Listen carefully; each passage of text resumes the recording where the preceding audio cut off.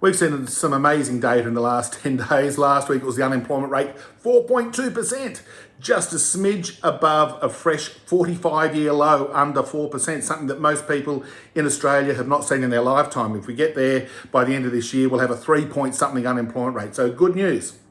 The other news is, of course, the December quarter inflation numbers confirming that headline inflation is 3.5% above the RBA's target range. And we know petrol and a few other little quirky things, supply chain, some other lame excuses were driving that rate higher. If you trim them out and you look at the trimmed mean underlying inflation rate for the second half of 2021, guess what?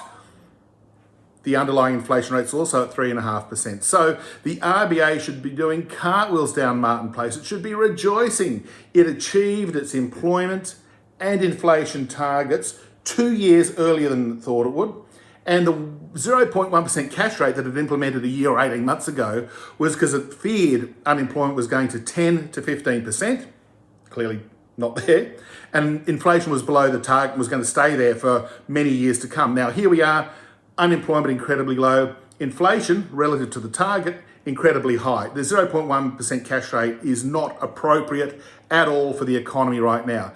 They need to hike next week. The February board meeting needs to signal to the market at the very least its intention to hike rates and hike them quite dramatically. By dramatic, I mean, we really need to see the cash rate at 3% in the next 18 months or so. So getting to that neutral sort of cash rate, which is consistent with full employment, consistent with inflation within the target band, not above. It can be above for a quarter or two, that's fine because it was below for so long, but the RBA needs to signal now that it's going to move rates high. The only reason it won't is political pressures. We've got an election coming up very soon, so that'll be curious and interesting to watch.